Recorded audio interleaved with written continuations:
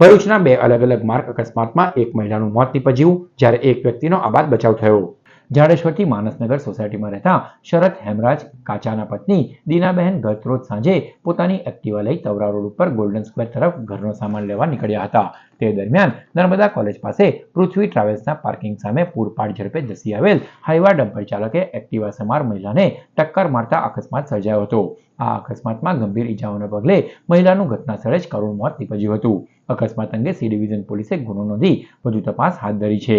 જ્યારે શુક્લ તીર્થ રોડ ઉપર ઓવરલોડ રેતી ભરેલ અને નશામાં ધૂત ડમ્પર ચાલકે કારને ટક્કર મારી 40 ફૂટ દૂર સુધી ધસી હતી। આ ઘટનામાં કારમાં સવાર ચાલક દિલીપસિંહ રાજનો સદનસીબે આબાદ બચાવ થયો હતો। બનાવના પગલે ઘટના સ્થળે લોકોના ટોળા ઉમટ્યા હતા। ત્યારે ભેગા થયેલા ટોળાએ નશામાં ધૂત ડમ્પર ચાલકને બરાબરનો મેથી પાક પણ ચખાડ્યો હતો। જ્યારે સામાજિક આગેવાન યોગી પટેલે શુક્લ તીર્થ રોડ બેફામ દોડતા રેતી વહન કરતા વાહનોને પગલે છેલ્લા 10 દિવસમાં સર્જાયેલા અકસ્માતોમાં નિર્દોષ નાગરિકોના મોત નીપજ્યા હોવાની ઘટનાઓ સામે આવી રહી છે। ત્યારે તંત્ર યોગ્ય પગલાં ભરે તેવી માંગ કરી છે।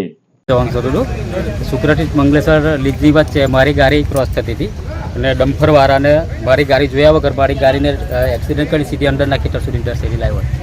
અને દરેક ડમ્પરના ડ્રાઈવરો દારૂ પીને ડ્રાઇવિંગ કરે છે અને કાયમ અકસ્માતો કરતા રહે છે।